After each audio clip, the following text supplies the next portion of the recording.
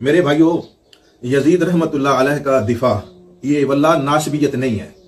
क्यों? यजीद का दिफा दरअसल उन सहाबाए किराम का दिफा है जिन्होंने हजरत हुसैन रज़ी अल्लाह ताला अन्हो के मुकाबले में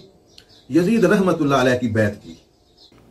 जी, तो आपने एक वीडियो मुलाहिज़ा की, इसी वीडियो के हवाले से बात करने आज जा रहे हैं कि इस बंदे ने किस तरीके से यजीद को रहमतुल्लाह अलैह कहा। और कुछ अहले हदीस ऐसे भी हैं जो कि समझ लीजिए इसके ख़िलाफ़ भी उन्होंने एक दो अहले हदीसों ने छोटी छोटी वीडियोस भी बनाई कि जनाब इसका अहले हदीस से कोई ताल्लुक़ नहीं है, कोई ऐसा मामला। हालांकि ये बंदा ख़ुद को अहले हदीस में से ही बताता है, लगता ऐसी है कि ये यजीदी अहले खबीस से ही इसका ताल्लुक़ है। लेकिन बहरहाल हम आपके सामने आज उन अहले हदीसों को भी जवाब देंगे जो कहते हैं अहले हदीस नहीं है और अहले हदीस यजीद को रहमतुल्लाह अलैह नहीं कहते। तो आइए उसके लिए पहला हवाला आप अपनी स्क्रीन पे देख सकते हैं, जो कि समझ लीजिए सलाहुद्दीन यूसुफ़ की किताब है,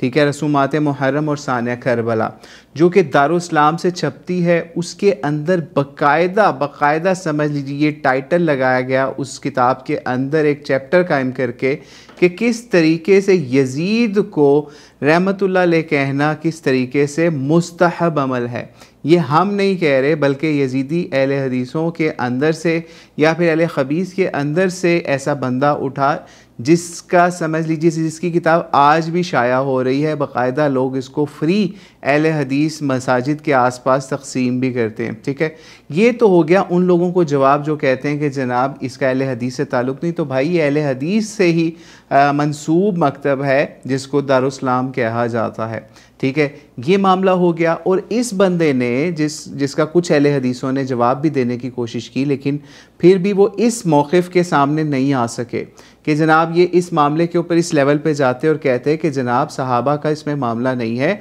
बल्कि उन सहाबा का आप क्या करेंगे जिन्होंने यजीद की बैत तोड़ी, ठीक है। हम एक इस हवाले से एक वीडियो बाकायदा बना चुके जिसके अंदर असहाबे हर्रा का ज़िक्र हमने किया, बाकायदा उन सहाबा का, ताबीन का और सहाबा के समझ लीजिए औलादों का, सिगार सहाबा का, इसी तरीके से अंसार जिनकी समझ लीजिए जिनका समझ लीजिए ईमान है आपका उनसे रिलेटेड, उनसे मोहब्बत करना, ठीक है। बाकायदा हदीस इसके ऊपर मौजूद हैं कि किस तरह से हज़रत अली की मोहब्बत भी और उसके अलावा अंसार की मोहब्बत भी जो है ना वो ईमान आपके अंदर होने की निशानी। बाकायदा किताबुल ईमान के अंदर ये अबवाब कायम किए कि अंसार के हवाले से क्या मामला है। लेकिन ये लोग क्या करते हैं, एक सहाबी अब्दुल्ला बिन उमर के पीछे छुप के ये चीज़ शो करने की कोशिश करते हैं कि यजीद की बैत सहाबा ने नहीं तोड़ी थी। तो इसका जवाब हम सही बुखारी से ही आपको दे देते हैं कि यजीद ने क्या जुल्म सितम ढाए सहाबा के ऊपर। एक तो उधर से करबला वाला मामला, मुस्लिम बिन अकील और दीगर सहाबा वाला मामला भी एक आपके सामने है, अहले बैत वाला भी सारा सामने है।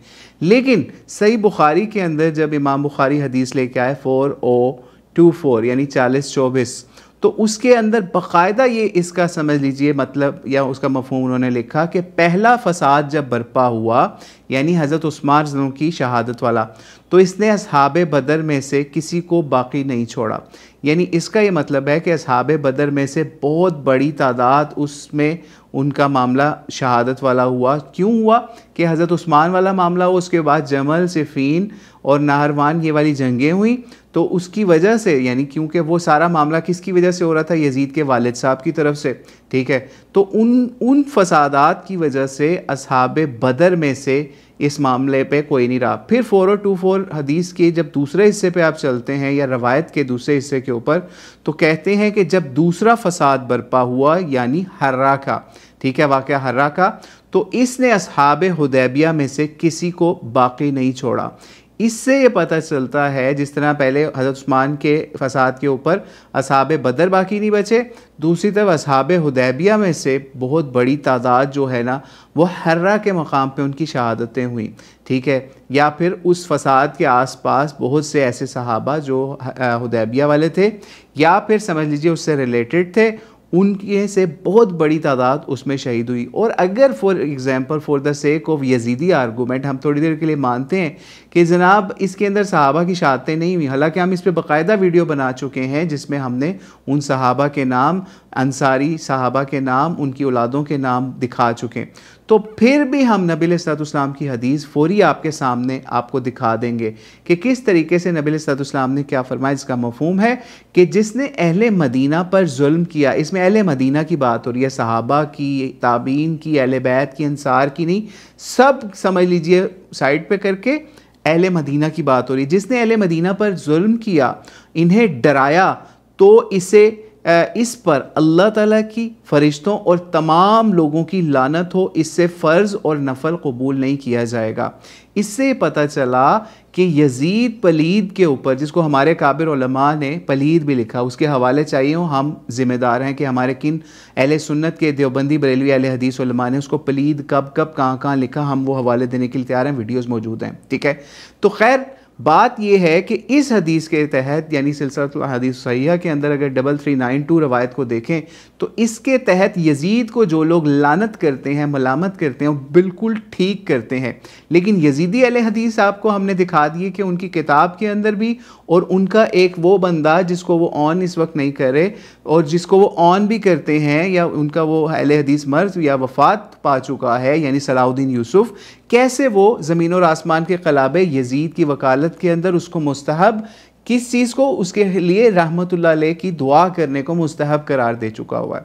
तो अब आप ख़ुद बताएं कि क्या ये यजीदी अहले हदीस हम इनको ना कहें कि जो यजीद की रहमत के लिए दुआएं करते हैं, और दूसरी तरफ नबी अलैहिस्सलाम उन लोगों पे लानत करवा रहे हैं अल्लाह की तरफ से, फरिश्तों की तरफ से, तमाम लानत करने वालों की तरफ से। सिलसिलतुल अहादीस सहीहा 3392 रवायत के मुताबिक जिसने अहले मदीना को डराया। अहले मदीना को डराना इस रवायत से भी साबित होता है कि किस तरीके से यजीद ने वाक़या हर्रा वाला मामला किया, मदीने के ऊपर, अंसार के ऊपर जुल्म सितम वाला मामला किया, और सिर्फ यहाँ तक नहीं, बाकायदा सहाबा का माल तक लूटा गया, ठीक है। हम वो भी आपको रवायतें दिखा सकते हैं कि किस सहाबी के पास एक ऐसा थैला था जो नबी अलैहिस्सलाम से उनको बरकत उसमें मिली हुई थी, वो तक लूट के ले गए साहबे हर्रा के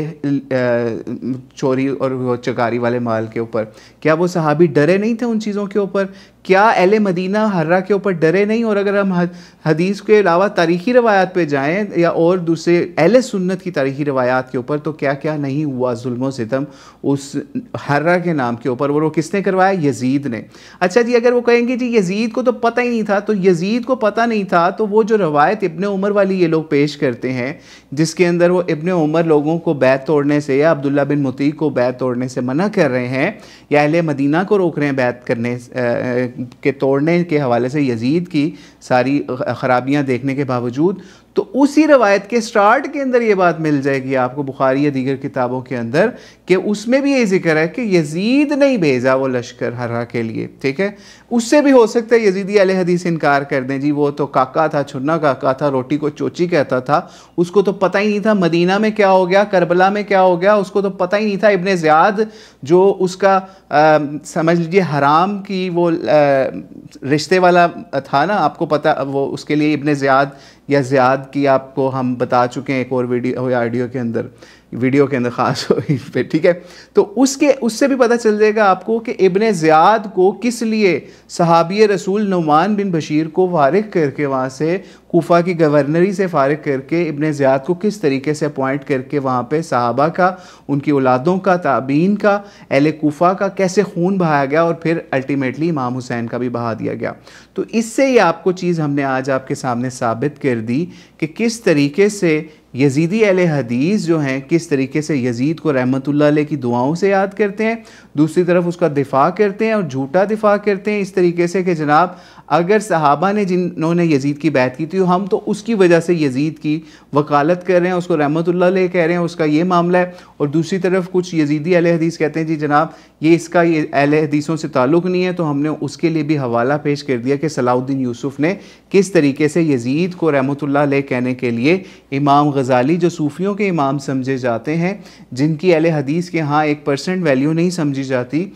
यानी दीन के हिसाब से, ठीक है, सूफिया को कुछ नहीं समझते अहले हदीस, ठीक है, तो उनसे भी लेके जनाब मुस्तार चीज़ लेके जनाब यजीद को रहमतुल्लाह अलैह कहने के तरीके निकाले इन यजीदी अहले हदीसों ने, वो भी हमने आपको दिखा दिए। अब भी अगर कोई अहले हदीस आपको कहे कि जनाब यजीद तो हम तो रहमतुल्लाह अलैह नहीं कहते, तो फिर आपने उसको सिलसिलतुल अहादीस सहीहा की 3392 रवायत जो हम आपको आज दिखा चुके हैं वो आपने उसको पेश करनी है कि भाई यजीद ने अहले मदीना को डराया, ये तो मुसलमानों का इजमाई या जमहूरी अक़ीदा है, उनके समझ लीजिए उलमा ने, मुहद्दिसीन ने, सब ने नकल किया है। तो अब आप बताओ कि क्या आप यजीद को लानतुल्लाह अलैह कहते हो सिलसिलतुल अहादीस सहीहा 3392 के मुताबिक, जिसके मुताबिक ये अहले मदीना को डराने वाले के ऊपर या उनके ऊपर जुल्म करने वाले के ऊपर नबी अलैहिस्सलाम ने लानत वाला मामला अल्लाह की तरफ से, फरिश्तों की तरफ से और तमाम लानत करने वालों की तरफ से अनाउंस किया। तो अब देखते हैं यजीदी अहले हदीस अगर लानत कर जाएगा इस रवायत के मुताबिक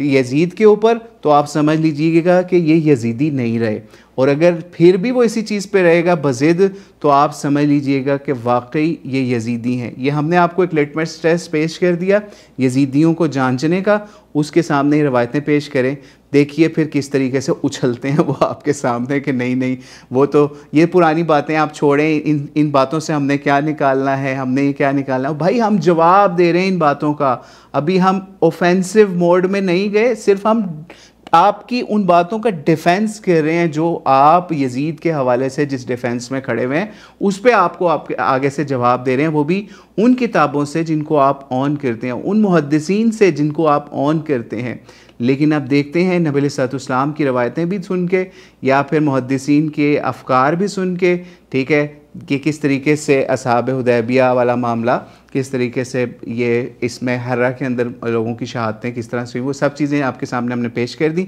अब देखते हैं जवाब के अंदर यजीदियों की तरफ से वो लानतें आती हैं यजीद के ऊपर या फिर मुस्तहब दुआ आती है रहमतुल्लाह अलैह की यजीद पलीद के लिए। देख लेते हैं जवाब क्या आता है।